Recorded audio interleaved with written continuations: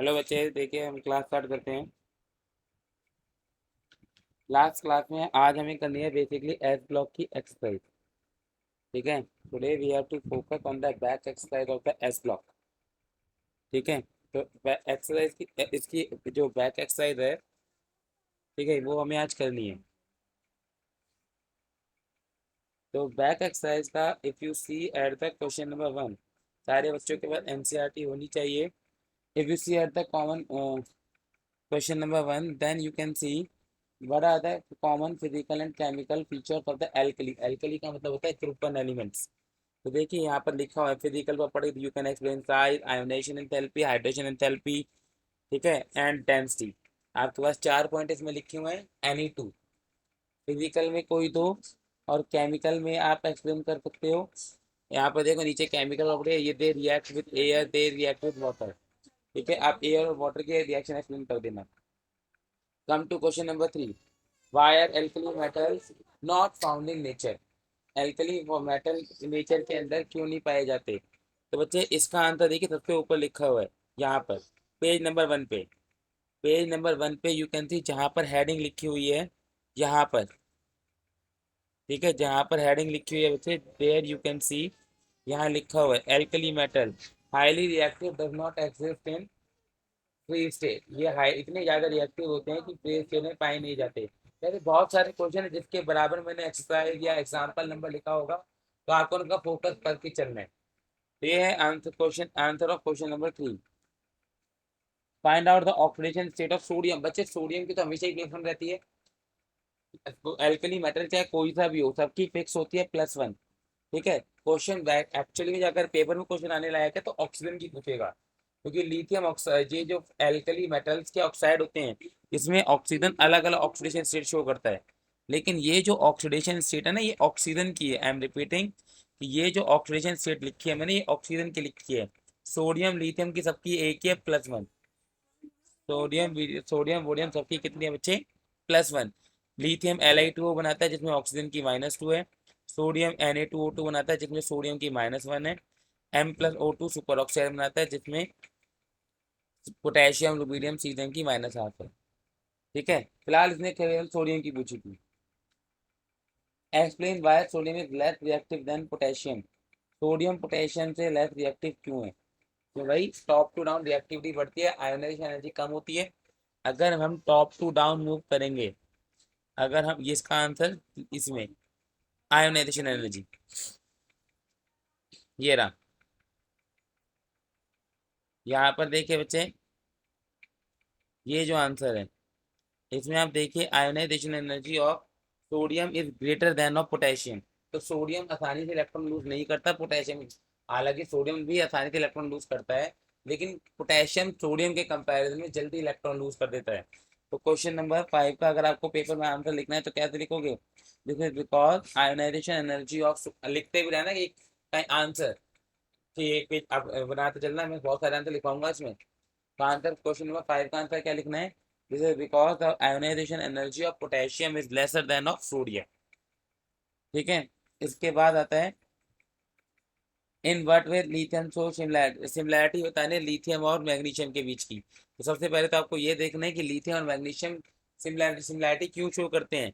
Lithium और magnesium कहाँ आते हैं बच्चे? अगर आप पीरियोडिक टेबल देखेंगे तो लिथियम और मैग्नीशियम क्यों करते हैं? एनीवन कैन आंसर, बताओ। लिथियम और मैग्नीशियम सिमिलर प्रॉपर्टी क्यों शो करेंगे? Diagonal relationship, magnesium is place diagonally to the lithium. ठीक है। तो कौन सी सिमिलर प्रॉपर्टी है, ये भी नोट्स के अंदर मिल जाएंगे आपको। देखिए बच्चे, कौन सी सिमिलर प्रॉपर्टी को शो करता है, यहाँ पर देखिए सबसे लास्ट में आपको मिल जाएंगे रिड्यूसिंग नेचर के बाद, यहाँ पर ये रहा। अभी ये यहाँ ये रहा similar point of similarity between lithium and magnesium, page number 3 जिसमें लिखा हुआ है there is the answer of this question, this is the answer of question number 7। ये जो आंसर है ये क्वेश्चन नंबर 7 का आंसर है। This is the answer of question number 7 of the NCERT. Diagonal relationship की वजह से इनके प्रॉपर्टी सेम। ठीक है। इसके बाद आता है क्वेश्चन नंबर 8 और question number 9। Why are the potassium and caesium rather, ये तो मैंने आपको वैसे ही बताया था कि पोटेशियम और ये जो सीजियम है हम इनको यूज क्यों करते हैं, बिकॉज इनकी आयोनाइजेशन एंथैल्पी लो होती है, they lose electron very easily. ये आयोनाइजेशन एनर्जी के अंदर यहाँ पर पार्क लिखा होगा, आयोनाइजेशन एनर्जी के हर जगह लिखते रहना नोट्स में। ये रहा, इसी को ये जो क्वेश्चन है वाई सीजियम एंड पोटेशियम, बस यही क्वेश्चन है, बस लैंग्वेज चेंज है। तो this is the question number 9।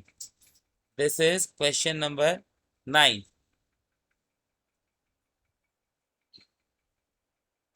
Why cerium and potassium are useful for photo electric cell. इनकी आयनाइजेशन एनर्जी बहुत कम होती है, they loses the electron very easily. ठीक है, तो that's why they are used in photo electric cells. ठीक है, क्वेश्चन नंबर 11। क्वेश्चन नंबर 11 है कि why beryllium and magnesium don't impart colour to flame. इसका आंसर ये रहा, मैंने आपको इंपॉर्टेंट भी लिखवाया था। तो आप बच्चे नोट्स के अंदर क्वेश्चन नंबर डालते जाना, नोट्स आपके पास हैं, सबने प्रिंट आउट करा लिए होंगे। ये रहा, ये this the question number 11, first page पे है ये क्वेश्चन नंबर 11 का आंसर, कि why beryllium and magnesium don't impart colour to the flame. ठीक है, क्योंकि इसके कलर के लिए बच्चे इलेक्ट्रॉन का मूव करना बहुत जरूरी है, लेकिन बेरिलियम और मैग्नीशियम का साइज छोटा होने की वजह से इसके इलेक्ट्रॉन टाइटली बाउंड होते हैं न्यूक्लियस के साथ, तो वो कभी मोशन में नहीं आते। उसके जो इलेक्ट्रॉन होते हैं टाइटली बाउंड होते हैं न्यूक्लियस के साथ। ठीक है, क्वेश्चन नंबर 14। क्वेश्चन नंबर 14 का आंसर आपको कॉपी में लिखना पड़ेगा।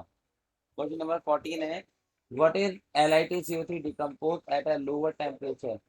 वाई सॉरी, Li2CO3 टूट जाता है, Na2CO3 नहीं टूटता, ऐसा क्यों? Li2CO3 टूट जाता है, Na2CO3 नहीं टूटता। वैसे तो ये लिखा होगा स्टेबिलिटी ऑफ ऑक्सो एसिड्स के अंदर, देख लेते हैं एक बार। वैसे लिखा होगा ये ऑक्सो एसिड्स का है, सबसे लास्ट में होगा ऑक्सो एसिड्स। ये रहा, यहाँ पर देखो ये वाला पॉइंट है, ये जो पॉइंट है ये आंसर है आपका इसका क्वेश्चन नंबर 14 का। ये जो लिखा है कि Li2CO3 is not so stable to heat, it led to the formation of Li2O and CO2। मतलब यहाँ पर जो रिएक्शन होती है वो ये होती है कि Li2CO3 gives Li2O plus, answer लिखते रहना इसका, पहले लिखोगे आप ये वाली line, Li2CO3 is not stable to heat, it led to the formation of Li2O and CO2। Li2CO3 Li2O plus CO2 में टूट जाता है। ठीक है, ये रिएक्शन लिखनी है। इसके बाद लेकिन इसने ये पूछा ऐसा क्यों है कि Na2CO3 तो नहीं टूटता ये रिएक्शन को, उसका आंसर थोड़ा मिला है। हमने तो ये बताया कि Li2CO3 टूट रहा है, लेकिन क्यों टूट रहा है, और अगर ये टूट रहा है तो Na2CO3 क्यों नहीं टूट रहा, दैट इज द क्वेश्चन। तो क्योंकि बच्चे Na2CO3 का एक Li2CO3 जो होता है वो कोवलेंट होता है। अब हमें कंपैरिजन करना है कि Li2CO3 और Na2CO3 में क्या दिक्कत अंतर है। बच्चे Na2CO3 जो है वो एक आयोनिक कंपाउंड है, जबकि Li2CO3 जो है वो एक कोवलेंट कंपाउंड है। Li2CO3 कैसा है बच्चे, एक कोवलेंट कंपाउंड। ठीक है, Li2CO3 कोवलेंट कंपाउंड है, तो जो आयोनिक कंपाउंड होते हैं ना उनकी हाइड्रेशन एंथैल्पी ज्यादा होती है, लैटिस एंथैल्पी। जो कोवल आयोनिक कंपाउंड होते हैं इनकी हाई लैटिस एंथैल्पी होती है। क्या होता है बच्चे, हाई लैटिस एंथैल्पी। तो आपको आंसर यही लिख के आना है पेपर में। Since Na2CO3 is ionic, so it has high lattice enthalpy। इसकी लैटिस एंथैल्पी हाई होती है, so it don't decompose, so it is stable in air atmosphere, but Li2CO3 is covalent, so it is split into Li2O and CO2। Language यही रहनी चाहिए जो मैं बोल रहा हूँ। Na2CO3 is ionic, it has very high lattice enthalpy, while Li2CO3 is covalent, it has low ionization lattice enthalpy, so it is split into more stable compounds। It is split into more more stable compounds। उसके बाद मैंने आपको लिखवाया 17वां नहीं करा, 17वां question syllabus से कटा हुआ है। इसके बाद आपको करना है सीधा 19वां क्वेश्चन। हाँ बच्चे बोलो।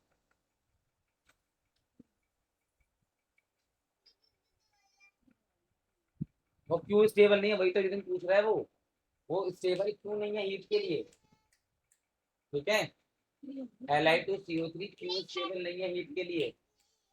ठीक है, वही तो पूछा है उसने क्वेश्चन में पूछा वही है कि why it is not stable to heat, why it is not stable to heat.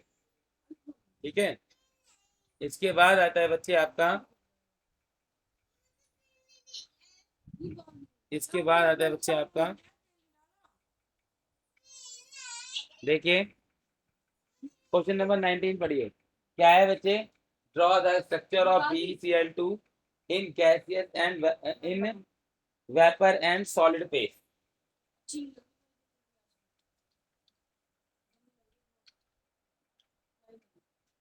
तो ये तो मैंने आपको बनवाए हुए हैं वेपर फेज और उसका स्ट्रक्चर। देखिए बी आता है एल्कलाइन मेटल्स में, तो एल्कलाइन मेटल में पहुंचिए पहले। ये मैंने इंपॉर्टेंट मार्क भी कराए थे आपको कि ये इंपॉर्टेंट क्यों है। BeCl2 is a very important compound, gaseous phase और वेपर फेज दोनों इसके स्ट्रक्चर बहुत इंपॉर्टेंट है। ये रे दिस टॉपिक हेलाइट्स के अंदर, हेलाइट्स के अंदर ये जो पेज जिसके ऊपर लिखा है जनरल कैरेक्टरिस्टिक ऑफ कंपाउंड, इस पेज में आपको ये स्ट्रक्चर मिलेंगे। BeCl2 का स्ट्रक्चर वेपर फेज में सॉलिड फेज में दोनों लिखे हुए हैं, और यही जो आपको स्ट्रक्चर है यही आपका आंसर है क्वेश्चन 10.19 का। यही आंसर है एक्सरसाइज क्वेश्चन 10.19 का। ठीक है, 10.19 का आंसर यही है जो स्ट्रक्चर बने हुए हैं। इसके बाद आता है बच्चे, why why are the lithium salt commonly hydrated. ठीक है, तो बच्चे, हाँ ठीक है, इनको ऐसे लर्न करना पड़ेगा, इसमें कोई हल नहीं है आपके पास। क्वेश्चन नंबर 22 पे आओ बच्चे, question number 22, why are the lithium salt easily hydrated. ये तो मैंने आपको पहले पेज पे लिखवाया हुआ है, हाइड्रेशन एंथैल्पी वाला पॉइंट, कि लिथियम का साइज सबसे छोटा होता है तो उसकी हाइड्रेशन एंथैल्पी सबसे ज्यादा होती है। इसका एग्जाम्पल था LiCl, जो लिथियम का क्लोराइड है वो डाई लिक्विड है, 2H2O बना लेता है। LiCl किस फॉर्म में एग्जिस्ट करता है, LiCl.2H2O में। ये बात मैंने आपको लिखवाई, देखो साइड में लिखा भी हुआ है यहाँ पर, लिथियम है, ये जो क्वेश्चन ये ना एक आंसर है ये पूरा एक, ये जो मैंने साइड में बात लिखी है, lithium has maximum hydration enthalpy and it is dirichus that is LiCl.2H2 की फॉर्म में एग्जिस्ट करता है। तो यही आंसर है 10.22 का, ये आंसर है क्वेश्चन नंबर 22 का। ये जो लाइन नोट्स के अंदर लिखी हुई है that is the answer of question number 22, mark करते रहना। ठीक है, ये बच्चे सारी चीजें आपको मार्क करते रहनी है, that is the answer of question number 22। ठीक है, इसके अलावा आगे चलते हैं बच्चे, क्वेश्चन नंबर 22 के बाद आ जाओ क्वेश्चन नंबर 23 पर, इनसॉल्युबल और सॉल्युबल इन वाटर। बच्चे देखो दो चीजें सॉल्युबल होती हैं, मेरी भावनाएं समझना, मैं आपको शॉर्ट में एक बहुत अच्छी बात लिख पा रहा हूँ, इसे आप एड रट्टा मार लो, तो इनसॉल्युबल सॉल्युबल क्या आप सारे आंसर लिखने शुरू कर दोगे, चाहे क्वेश्चन कुछ भी दे, क्वेश्चन भाड़ में जाए। अगर इनसॉल्युबल और सॉल्युबल की बात कर रहा है तो आपको ये बात याद रखनी है बच्चे कि अगर कोई कहीं पर वर्ड आ रहा है सॉल्युबल इन वाटर, अगर कहीं पर वर्ड आता है बच्चे सॉल्युबल इन वाटर, तो सॉल्युबल इन वाटर का मतलब क्या होता है, वहां पर दो एटलीस्ट दो में से एक कंडीशन सेटिस्फाई हो रही है। पहला, लो लो लैटिस एनर्जी एंथैल्पी, लो लैटिस एंथैल्पी होगा, लिखते रहना नोट्स में ये, सॉल्युबल इन वाटर का मतलब है लो लैटिस एंथैल्पी, लैटिस एंथैल्पी। दूसरा, high hydration enthalpy, high hydration enthalpy.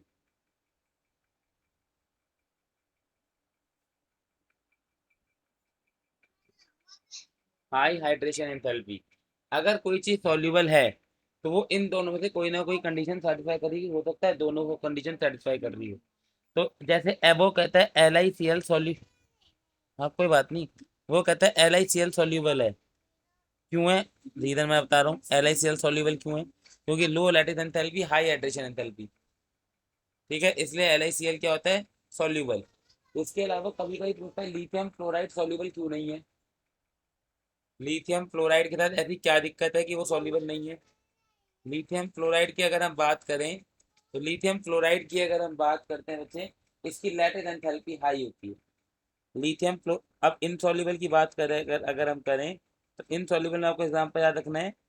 दो दो चीज़ों के बारे में याद रखना है इनसॉल्युबल। एक तो lithium fluoride, lithium fluoride insoluble क्यों है? क्योंकि सॉल्युबल होने के लिए कंडीशन क्या है बच्चे? तो लो लो लैटिस एंथैल्पी। लेकिन जो वो होता है कौन सा कंपाउंड, लिथियम फ्लोराइड, इसकी हाई लैटिस एनर्जी है। इसकी हाई लैटिस एंथैल्पी है। इसकी जो लैटिस एंथैल्पी है बच्चे वो हाई है। हाई लैटिस एंथैल्पी होती है। सिमिलरली, सिमिलरली वो आपसे पूछ सकता है बच्चे, सिमिलरली वो आपसे पूछ सकता है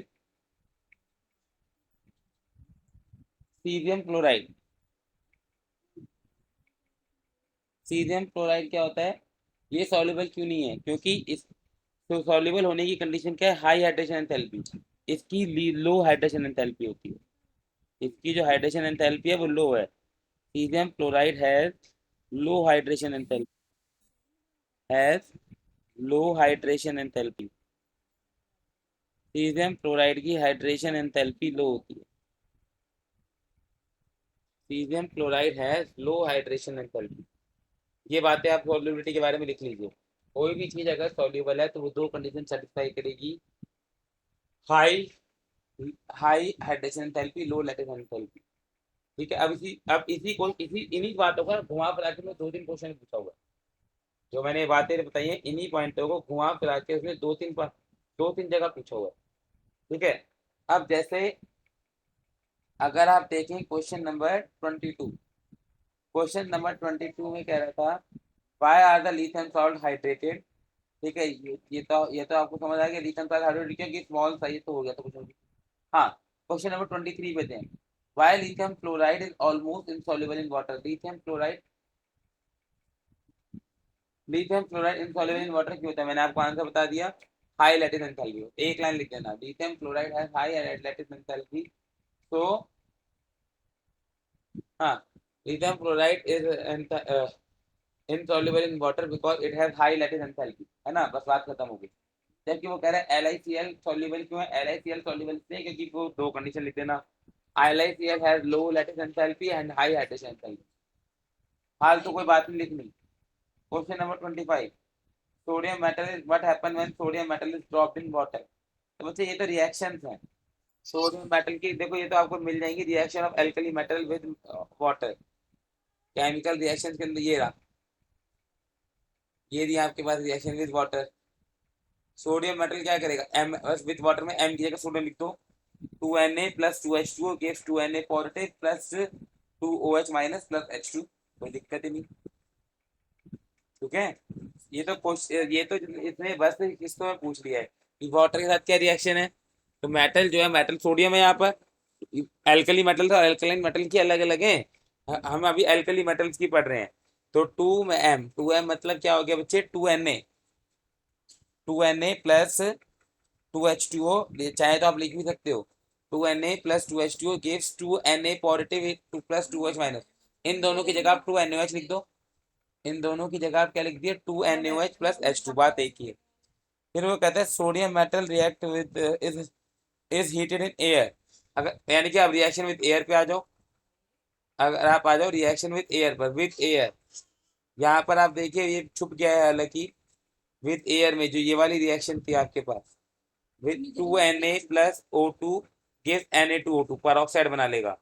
ये जो आपकी रिएक्शन छुपी हुई है ना, ये जो अंदर मैंने जो लिख दिया सॉल्युबिलिटी वाले, इसकी जो छुप गई है, पर आंसर इससे ये वाला है। 2Na, this one is the answer. 2Na plus O2 gives Na2O2, पर ऑक्साइड बना लेता है। ठीक है। अब ये तीसरी रिएक्शन आपको लर्न करनी पड़ेगी। तीसरी रिएक्शन तो मैंने नहीं लिखी होगी। Na2O2 को अगर पानी में मिलाएंगे तो क्या होगा? तीसरी रिएक्शन लिखो बच्चे। यहाँ मैं तीनों रिएक्शन एक जगह लिख के देता हूँ, तीनों रिएक्शन। आपको रिएक्शन तो क्योंकि वैसे भी लर्न करनी पड़ेंगी, तो मैं आपको तीनों रिएक्शन एक जगह लिख के दे देता हूँ यहाँ पर। ये देखो, क्वेश्चन नंबर 25 का आंसर में लिख के क्या आना है। ऑल दो शुरू की दो रिएक्शन तो नोट्स में है, तीसरी में लिखवा, तीनों में तीन लिखवा देता हूँ। तो पहले का आंसर है बच्चे 2Na plus O2 gives Na2O2। 2Na plus O2 gives, ये सेकंड का आंसर है। ठीक है, फर्स्ट में कह रहा है सोडियम की रिएक्शन पानी के साथ, सोडियम की रिएक्शन किसके साथ बतानी है, पानी के साथ। 2Na plus 2H2O2 give 2NaOH plus H2। Third में कह रहा है बच्चे, थर्ड में कह रहा है, हाँ कोई दिक्कत नहीं, कोई दिक्कत ही नहीं। थर्ड कह रहा है बच्चे Na2O2 प्लस 2H2O, पर Na2O2 को हाइड्रोजन पेरोक्साइड से रिएक्ट कराना है। 2Na2O2 प्लस H2O2 के पानी में रिएक्ट कराना, sorry, 2H2O case 2NaOH plus H2O2, 2NaOH plus H2O2। समझ आया नहीं आया बच्चे, 2NaOH प्लस H2O2। ये आपके तीनों पार्ट का रिएक्शन है क्वेश्चन नंबर 25 के। क्वेश्चन नंबर 25 के जो तीनों पार्ट का आंसर है आपके सामने मैंने लिख दिया है। This is the answer of question number 25। ठीक है, इसके बाद आता है बच्चे क्वेश्चन नंबर 25 के बाद क्वेश्चन नंबर 27 का फर्स्ट और सेकंड पार्ट।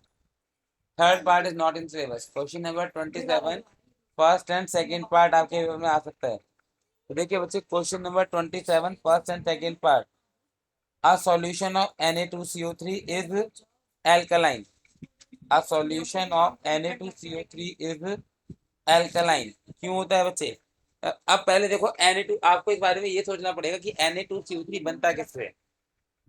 इसके लिए आपको सोचना पड़ेगा बच्चे कि Na2CO3 बनता किससे। Na2CO3 देखो, अगर हम Na2CO3 बनाने की कोशिश करें तो आप देखेंगे बच्चे Na2CO3 बनेगा NaOH और H2CO3 से। अगर मैं रिएक्शन कराऊंगा NaOH की H2CO3 से तो वो बन सॉल्ट, क्योंकि Na2CO3 एक सॉल्ट है। तो बेस प्लस ये strong base plus weak acid, ये आपको क्या देता है Na2CO3, Na2CO3 प्लस H2। बाकी तो आपकी बैलेंसिंग है, बाकी तो आपकी बैलेंसिंग है, आप कैसे बैलेंस कर पाते हो इसे। I think reaction is balance, no, यहाँ पर ये 2H2, now now the reaction is balance. तो यहाँ पर देखिए Na2CO3 जब बनता है तो उसके अंदर वो स्ट्रॉन्ग बेस और वीक एसिड को मिला के बनता है। तो अगर हम इसे पानी में डिजोल्व करते हैं, क्योंकि अब देखो इसके अंदर Na2CO3, तो अगर मैं इसे पानी में डिजोल्व करूंगा तो ये स्ट्रॉन्ग बेस बनाएगा, इसकी उल्टी रिएक्शन होगी, ये तो फॉर्मेशन है। अगर मैं इसे डिजोल्व करूंगा, अगर मैं इसका उल्टा रिएक्शन, वो उल्टा रिएक्शन करने को कह रहा है कि वो Na2CO3 को डिजोल्व करने के लिए कह रहा है पानी में। तो अगर आप Na2CO3 को डिजोल्व करोगे पानी के अंदर, Na2CO3 को डिजोल्व करोगे पानी के अंदर, तो इसकी उल्टी रिएक्शन हो जाएगी। वो क्या बनाएगा, 2NaOH जो कि स्ट्रॉन्ग बेस है प्लस में H2CO3। तो आप देख सकते हो बच्चे, जो कि वीक बेस है, ये स्ट्रॉन्ग बेस मोर OH नेगेटिव देगा, इसीलिए एल्कलाइन है। इसीलिए क्या है बच्चे, ये एल्कलाइन, क्योंकि इसमें एल्कलाइन का होता है बेस, एल्कलाइन का मतलब क्या होता है, बेस। तो आप लिखोगे बच्चे Na2CO3 when dissolved in water then form strong base and weak acid, and because of the formation of strong base concentration of OH negative is much greater than the concentration of H positive। जो strong base है, strong base ज्यादा OH negative release करता है, base जो है वो ज्यादा OH negative release करता है, जिसकी वजह से concentration of OH negative is much greater than the concentration of H positive. Answer समझ आ रहा है क्या लिख के आना है कि Na2CO3 plus 2H2O gives 2NaOH plus H2CO3। जो 2NaOH है बच्चे वो स्ट्रॉन्ग बेस है। ठीक है, स्ट्रॉन्ग बेस, ये वीक एसिड लिखना था मुझे, ये वीक एसिड है सर। ठीक है, तो यहाँ पर आपका ये काम हो रहा है, ये 2NaOH प्लस H2CO3 के Na2CO3 प्लस 2H2। बात समझ आ गई नहीं आ गई, यस और नो, दिक्कत हो तो बताते रहना बच्चे। ठीक है, तो इसका आंसर क्या लिखोगे, Na2CO3 on dissolve when dissolved in water then form NaOH and H2CO3. NaOH is strong base, so concentration of OH negative is greater than the H positive, so it is alkaline. ठीक है, question number 2 भी काट सकते हो, इसका केवल first part आपको करना है। नोट्स में क्या लिखा है ये ढूंढना पड़ेगा, कहीं ना कहीं तो लिखा होगा मैंने, सॉल्ट ऑफ ऑक्सो एसिड में कहीं लिखा होगा।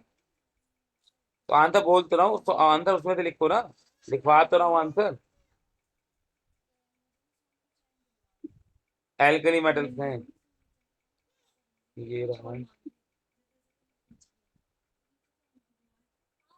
जो कटे हुए हैं, ये भी कटे हुए हैं, यहाँ पे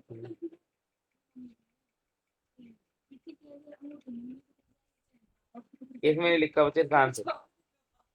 ठीक है, तो तभी मैं लिखवा रहा हूँ कि Na2CO3 when dissolved in water then form NaOH and H2CO3. NaOH is strong base, so concentration of OH negative dominates. They must become much greater than the H positive. Concentration of OH negative become much greater than the H positive. ठीक है, question number 28 बच्चे, answer आप लिख लो, answer मैं बता रहा हूँ बार बार कि Na2CO3 when dissolved in water then form NaOH and H2CO3. NaOH is strong base while H2CO3 is weak acid. Na2CO3 is strong base while H2CO3 is weak acid. H2CO3 is weak acid. H2CO3 बच्चे एक weak acid है। ठीक है, Na2CO3 strong base है, H2CO3 weak acid है। So in the product concentration of OH negative is much greater than of H positive. So in product concentration क्यों क्यों ज्यादा, क्योंकि बेस स्ट्रॉन्ग बना है। So in product concentration of OH negative is much greater than of H positive. Hence Na2CO3 is alkaline. Alkaline का मतलब होता है जो पानी में घुलकर बेस बनाते हैं।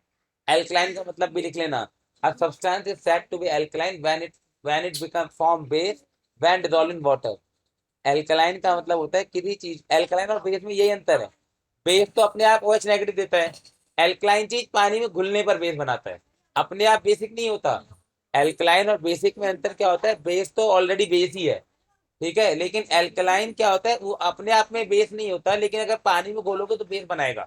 That's the basic difference between alkaline and base. Alkaline और बेस का में यही अंतर होता है, बेस तो ऑलरेडी बेस ही होता है, लेकिन जो एल्कलाइन चीज होती है वो पानी में घुलने पर बेस बनाती है। जो एल्कलाइन चीज होती है वो पानी में घुलने पर बेस बनाती है। ठीक है, that's the difference between alkaline and base. ठीक है, question number 28। Question number 28 first part का आंसर तो मैंने अभी लिखवाया कि Na2O2 को पानी में डुबोगे तो क्या रिएक्शन होती है। क्वेश्चन नंबर 28 में तो रिएक्शन बैलेंस करने को कह रहे हैं ना, तो एक पार्ट तो मैंने आपको अभी लिखवाया जस्ट अभी कि Na2O2 को पानी में डिसॉल्व करते हैं तो क्या होता है। तो बच्चे अगर हम Na2O2 को पानी में डिसॉल्व करते हैं, क्या 27 में केवल फर्स्ट पार्ट करने को कहना है मैंने, सेकंड थर्ड नहीं करना। ठीक है, तो Na2O2 की अगर हम पानी के साथ रिएक्शन करते हैं +2H2O, तो ये आपको देता है 2NaOH + H2O2। पेपर में 3 नंबर में रिएक्शन आ जाती है, रिएक्शन का ध्यान रखना। दूसरा है KO2 + 2H2O gives 2KOH + O2 + H2O2। ये भी H2O2 है ऊपर। ठीक है, रिएक्शन सही से लिखना, गलती नहीं होनी चाहिए रिएक्शन लिखने में। Na2O Na2O प्लस CO2, वो तो Na2CO3 बनाएगा तो इजी है। प्लस CO2 गिव्स Na2CO3, बात खत्म। ठीक है, तो this is the answer of question number 28। This is the answer of question number 28।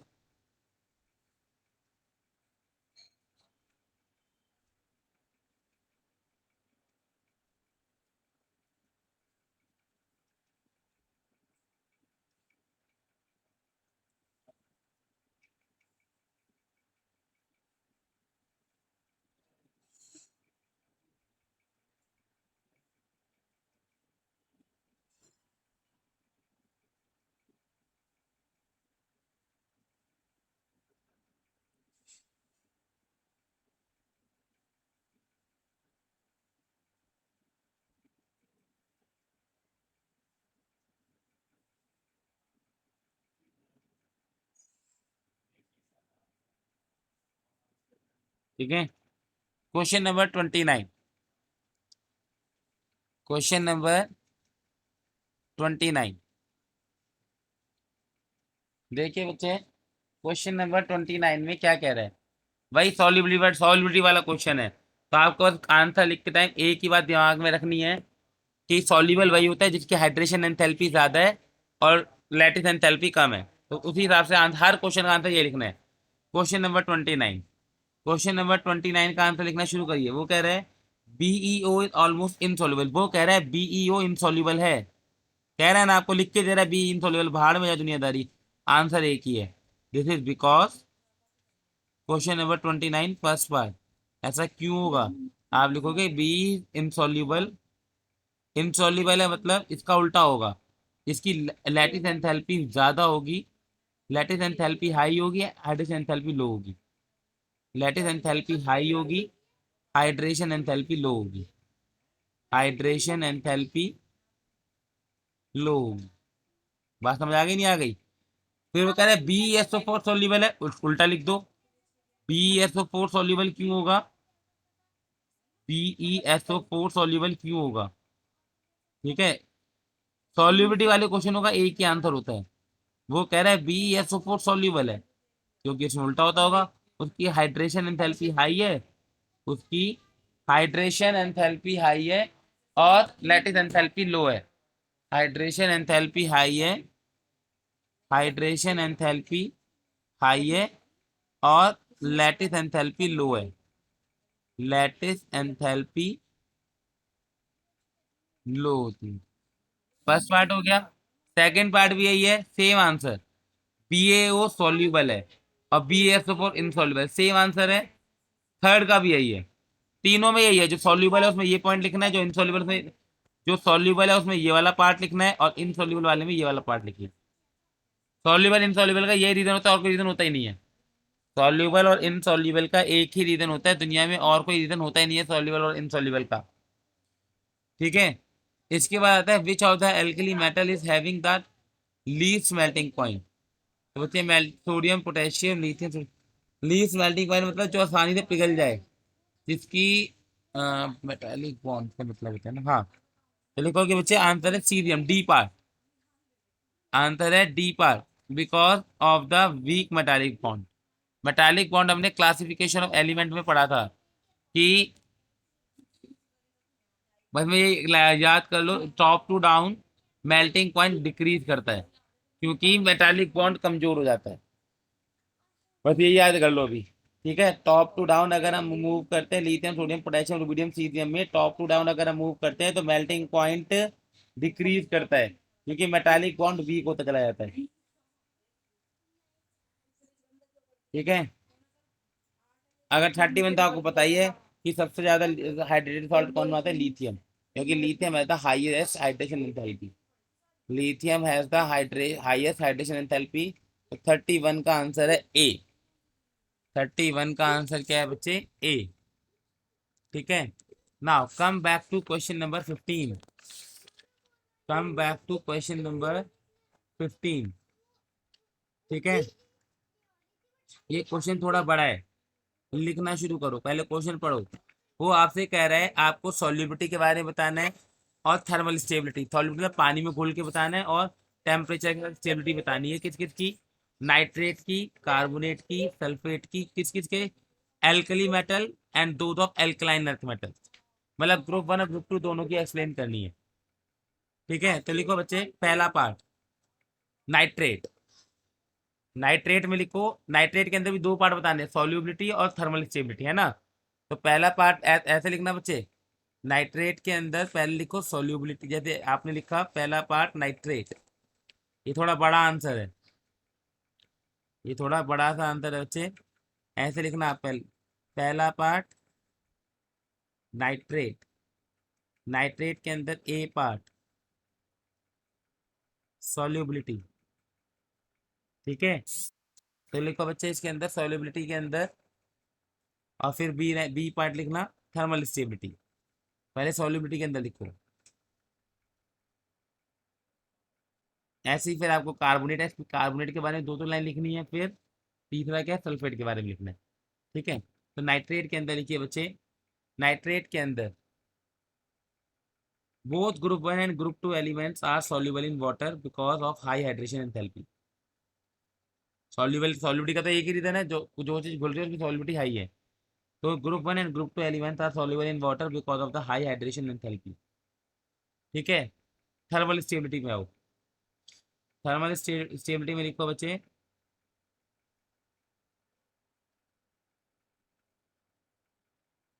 all nitrates are thermally unstable, all nitrates are thermally unstable, चाहे वेदर इट इज ग्रुप 1 और group 2, चाहे वो group 1 के हो चाहे ग्रुप 2 के, दो are thermally unstable. ठीक है, अब आ जाओ बच्चे कार्बोनेट पर, सेकंड हेडिंग डालो कार्बोनेट, किसका बच्चे,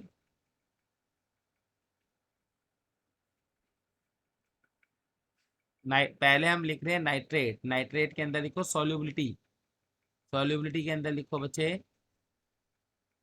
नाइट्रेट के अंदर ए पार्ट है सॉल्युबिलिटी, सॉल्युबिलिटी के अंदर लिखो nitrate of group 1 and group 2 are soluble in water because of high hydration enthalpy।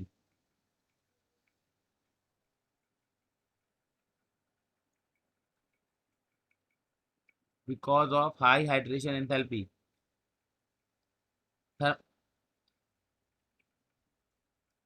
and low lattice energy, ionization नहीं लैटिस, सॉल्युबिलिटी में हाइड्रेशन और लैटिस आती है हमेशा। ठीक है, लिखो बच्चे thermal stability, both are group 1 and group 2 nitrates are unstable to heat।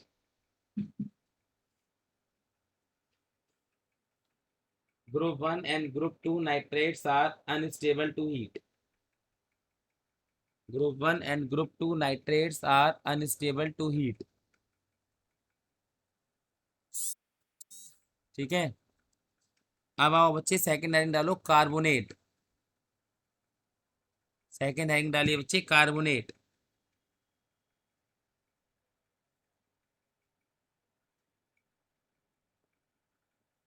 देखिए बच्चे, group 1 carbonates are soluble in water, group पहले सॉल्युबिलिटी के अंदर लिख रहे हो ना, कार्बोनेट की सॉल्युबिलिटी के बारे में लिखवा रहा हूँ, कार्बोनेट की सॉल्युबिलिटी के बारे में। Group 1 elements are soluble in water while group 2 carbonates are insoluble in water। group 1 carbonates are soluble in water while group 2 carbonates are insoluble in water। Reason आप जानते हो, पहले वाला सॉल्यूशन सॉल्युबल क्यों होगा, क्योंकि ग्रुप 1 वालों की हाइड्रेशन एंथैल्पी ज्यादा होगी, ग्रुप 2 वालों की लैटिस एंथैल्पी ज्यादा होगी, क्योंकि ग्रुप 2 इनसॉल्युबल है, रीजन आप जानते हो। अब आओ thermal stability,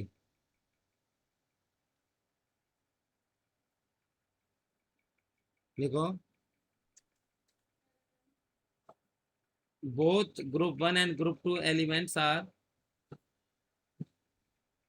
thermally stable, both group 1 and group 2 elements are thermally stable and stability increases.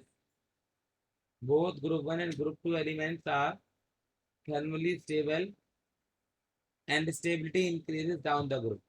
Down the group का क्या मतलब है कि अगर मैं Na2CO3 से K2CO3 की बात करूं तो K2CO3 ज्यादा स्टेबल है। Na2CO3 से और K2CO3 की बात करूं तो K2CO3 ज्यादा स्टेबल है। इसमें एक्सेप्शन लिख लेना। इसमें एक्सेप्शन लिखना Li2CO3। अभी हमने पढ़ा Li2CO3 Li2 और CO2 में टूट जाता है। अभी हमने पढ़ा था ना ये Li2CO3 is not stable to heat. इसमें एक्सेप्शन लिख लेना Li2CO3 is not stable to heat। ठीक है, Li2CO3 is not stable to heat। it it decompose into Li2O and CO2। it decompose into Li2O and CO2। Third डालो sulphate. Third heading डालो बच्चे sulphate. Sulphate के अंदर पहले लिखो solubility.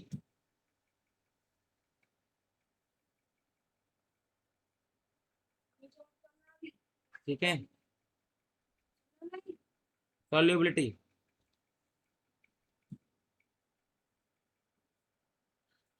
group 1 and group 2 elements are soluble in water।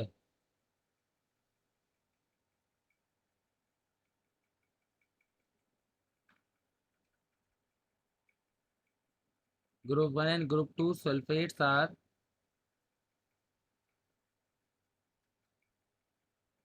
soluble in water but solubility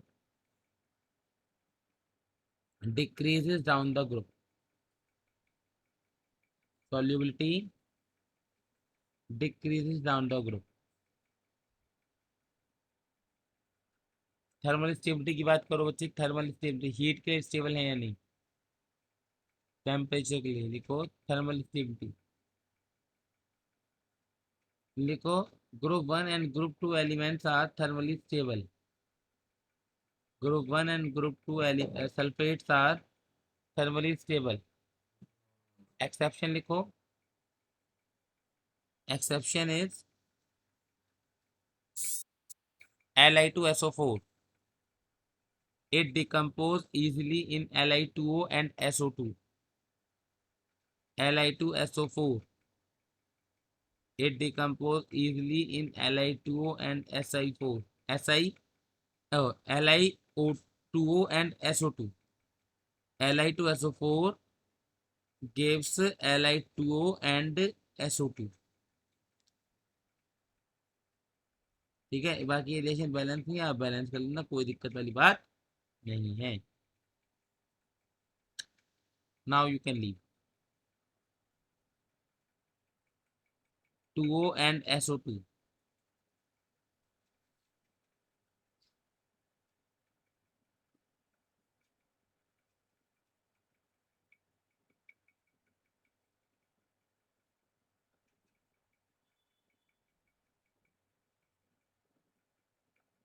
ठीक है बच्चे, that the end of chapter S block from my side. मैंने पूरी बैक एक्सरसाइज करा दी है। नेक्स्ट क्लास में हम हाइड्रोजन शुरू करेंगे।